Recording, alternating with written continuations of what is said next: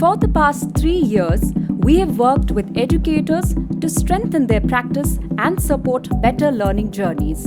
Today, we are hearing from their learners. They are the ones who can tell us what's changed in the classroom.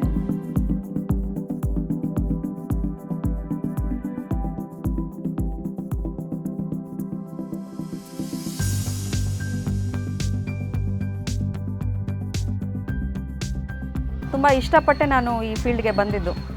ಕಲಿಸೋದು ಖುಷಿನೇ ಬೇರೆ ಅಲ್ಲ. ಯಾವುದೋ ಒಂದು ವಿಷಯನ ನಾವು ಒಂದು ಬೌಂಡ್ರಿ ಇಟ್ಕೊಂಡೇ ನಾವು ಟೀಚ್ ಮಾಡಲಿಕ್ಕೆ ಖಂಡಿತ ಸಾಧ್ಯ ಇಲ್ಲ. ಅವರು ನಮ್ಮ ಹಾಗೆ ಔಟ್ ಆಫ್ ದಿ ಬೌಂಡ್ರಿ ಯೋಚನೆ ಮಾಡಿದ್ರೆ ಆ ಒಂದು ಇನ್ಫಾರ್ಮೇಷನನ್ನು ನಾವು ಹೊರಗಿಂದ ಕಲಿಬೇಕು ಫಸ್ಟ್. ಅಲ್ಲಿಗೆ ಟೀಚರ್ ಅಂತ ಅಂದಿದ ತಕ್ಷಣ ಎಲ್ಲ ಕಲಿತೇ ಅವರು ಟೀಚರ್ ಆಗಿಬಿಟ್ಟಿದ್ದಾರೆ ಅಂತ ಅಲ್ಲ. ಅವರು ಕೂಡ ಡೈಲಿ ಲರ್ನರ್ಸ್. ಮಕ್ಕಳ ಜೊತೆಗೆ ಪ್ರತಿದಿನ ಅವರು ಕಲಿತಾ ಇರ್ತಾರೆ ಹೊಸದು. ನನಗೆ ಸೈನ್ಸಲ್ಲಿ ಮಾಡಿದ ಪ್ರಯೋಗ ಅಂದರೆ ಒಂದು ಆಮ್ಲ ಮತ್ತು ಪ್ರತ್ಯಾಮ್ಲನ ನಾವು ನೈಸರ್ಗಿಕ ಸೂಚಕಗಳಿಂದ ಹೇಗೆ ಕಂಡುಹಿಡಿಬೋದು ಅಂತ ಇತ್ತು. ನಾನು 8th ಇರಬೇಕಾದ್ರಿಂದನೂ ಆ ಪಾಠ ಅಂದರೆ ನಂಗೆ ತುಂಬ ಇಷ್ಟ. ಯಾಕಂದರೆ ನಾನು ಆ ಪ್ರಯೋಗನ ಮಾಡಿ ನಾನು ಅದರಿಂದ ತುಂಬ ಕಲ್ತ್ಕೊಂಡಿದ್ದೆ. ನಾನು ದಿನ ಕಲಿತಾ ಇರೋದ್ರಿಂದ ನಮ್ಮ ದಿನನಿತ್ಯ ಜೀವನದಲ್ಲಿ ಏನು ಕಲ್ತಿರ್ತೀವಿ ಅದನ್ನೇ ಮತ್ತೆ ವೈಜ್ಞಾನಿಕವಾಗಿ ಹೇಗಿರುತ್ತೆ ನಮ್ಮ ದಿನನಿತ್ಯ ಜೀವನ ಅಂತ ತಿಳ್ಕೊತೀವಿ. ಮತ್ತು ನಾವು ರಾಸಾಯನಿಕವಾಗಿ ಹೇಗೆ ಸಂಶೋಧನೆ ಮಾಡ್ಬೋದು ಅಂತಲೂ ಸೈನ್ಸಿಂದ ನಾವು ತಿಳ್ಕೊಳ್ತಾ ಹೋಗ್ತೀವಿ.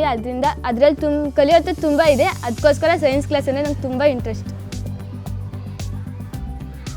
ಇದನ್ನೇ ನಾವು ಶಾಲೆಯಲ್ಲಿ ಟೆಕ್ಸ್ಟ್ ಬುಕ್ನಲ್ಲಿ ಹೀಗೆ ಮಾಡ್ತಾರೆ ಅಂತ ಹೇಳೋದಕ್ಕಿಂತ ಅವರು ಕಣ್ಣಿಂದ ನೋಡಿ ಅದನ್ನು ಎಕ್ಸ್ಪೀರಿಯನ್ಸ್ ಮಾಡಿದ್ರೆ ಹೌದು ಇದು ನಿಜ ಹೀಗೆ ಆಗುತ್ತೆ ಅನ್ನೋದು ಅವರಿಗೆ ಮನದಟ್ಟಾಗುತ್ತೆ.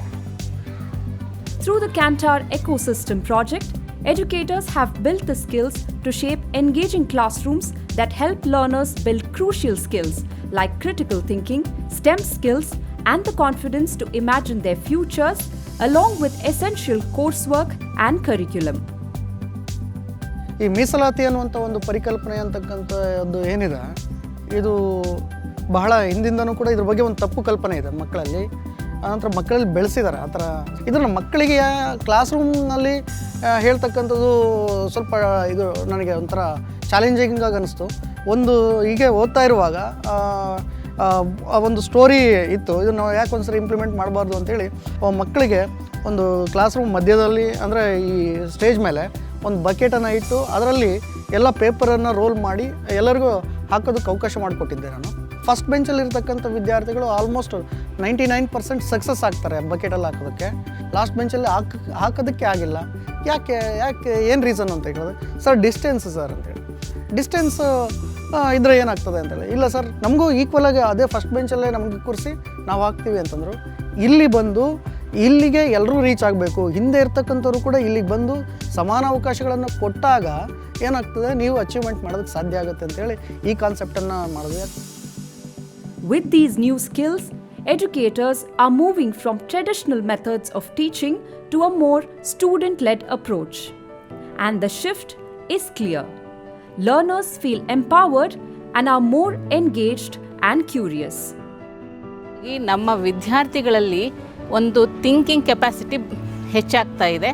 ಮತ್ತು ಟೀಚರ್ಸು ಅಷ್ಟೇ, ಅದನ್ನು ಹೇಳ್ಕೊಡ್ಬೇಕಾದ್ರೆ ಅವರು ಎಷ್ಟೋ ಕಲಿತು ಮಕ್ಕಳಿಗೆ ಹೇಳ್ಕೊಡೋದ್ರಿಂದ ಅವರಿಗೆ ಮಕ್ಕಳಲ್ಲಿ ಇರೋವಂಥ ಇಂಟ್ರೆಸ್ಟ್ ಏನು, ಅವ್ರಿಗೆ ಹೇಗೆ ಹೇಳ್ಕೊಡ್ಬೇಕು ಅನ್ನೋ ಒಂದು ಕಲೆನೂ ಉತ್ತಮವಾಗಿದೆ. ವಿದ್ಯಾರ್ಥಿಗಳಲ್ಲೂ ಅಷ್ಟೇ ಕಲಿಯೋ ರೀತಿ ಬದಲಾವಣೆ ಆಗಿರೋದ್ರಿಂದ ಹೆಚ್ಚಿನ ಇನ್ವಾಲ್ವ್ಮೆಂಟ್ನ ತೋರಿಸ್ಕೊಂಡು ಮಕ್ಕಳು ಕಲಿತಾ ಇದ್ದಾರೆ. ಮ್ಯಾಥ್ಸ್ ಚೆನ್ನಾಗಿ ಕಲಿಬೇಕಂತಂದರೆ ಮಕ್ಕಳು ಮಿಸ್ಟೇಕ್ ಮಾಡಬೇಕು. ಅದಕ್ಕೆ ನಾವು ಫ್ರೀಡಮ್ ಕೊಡಬೇಕು ಮಕ್ಕಳಿಗೆ. ಎಲ್ಲಿ ನಾವು ಮಕ್ಕಳಿಗೆ ಎನ್ಕರೇಜ್ ಮಾಡ್ತೀವೋ ಮಿಸ್ಟೇಕ್ ಮಾಡಲಿಕ್ಕೆ, ಅದನ್ನು ಸರಿಪಡಿಸ್ಲಿಕ್ಕೆ ನಾವು ಯಾವಾಗ ಗೈಡೆನ್ಸ್ ಕೊಡ್ತೀವೋ ಫೆಸಿಲಿಟೇಟರ್ ಆಗಿ, ಮ್ಯಾಥಮೆಟಿಕ್ಸ್ ಆಟೋಮೆಟಿಕ್ಕಾಗಿ ಮಕ್ಕಳಿಗೆ ಈಸಿ ಅನಿಸುತ್ತೆ, ಅದು ಡಿಫಿಕಲ್ಟ್ ಅನಿಸೋದೇ ಇಲ್ಲ. Technology is now part of how they learn and solve problems. Digital literacy is no longer just a subject in class. It's part of how learners think, work, and build STEM mindsets. Science ಮಾತ್ರ practical classes ಮಾಡ್ತಾರೆ, ಅದು ಮಾತ್ರ ಸೈನ್ಸ್ಗೆ ಮಾತ್ರ ಇರುತ್ತದೆ ಅಂತ ಆ ಥರ ಅಂದ್ಕೊಂಡಿದ್ವಿ ಇಷ್ಟು ದಿನ. ಬಟ್ ಮ್ಯಾಥಮೆಟಿಕ್ಸ್ಗೂ ಕೂಡ ಈ ಥರ ಪ್ರಾಕ್ಟಿಕಲ್ ಕ್ಲಾಸ್ ತಗೊಂಡು ಮಾಡ್ಬೋದು ಅನ್ನೋದನ್ನು ನಾನು ಕಲಿತೆ MCT ಟ್ರೈನಿಂಗಿಂದ. ನಾವು ಪ್ರಾಬ್ಲಮ್ನ ಬೇಗ ಮಾಡಿರ್ತೀವಿ, ಅದು ನೀವು ಯಾವ ಥರ ಮಾಡಿದ್ರಿ, ಬೇರೆ ಇನ್ನೂ ಡಿಫ್ರೆಂಟ್ ವೇಸಲ್ಲಿ ಐತೆ ಮಾಡ್ಬೋದು ಮ್ಯಾಥ್ಸ್ನ, ಯಾರಾದರೂ ಮಾಡಿರಿ ಅಂತ ಹೇಳ್ತಾರೆ. ನಮ್ಮ ಥಿಂಕ್ ಲೆವೆಲ್, ನಾವು ಈ ಥರನೂ ಮಾಡ್ಬೋದಾ, ಈ ಥರನೂ ಮಾಡೋಕೆ ತೋರಿಸ್ಬೋದಾ ಆಗ ತೋರಿಸಿದಾಗ ನೀವು ಯಾವ ಥರ ಮಾಡಿದ್ರಿ ಅನ್ನೋದು ನಮಗೆ seminar ಮಾಡಿಸ್ಕೊಡ್ತಾರೆ. Thanks to educators who bring in new tools and approaches into the classroom, learners are dreaming bigger, aspiring to careers in STEM, tech, and beyond. And this change goes both ways. Educators are learning too, adapting, growing, and evolving in how they teach. It's a shared journey and it's changing classrooms for the better.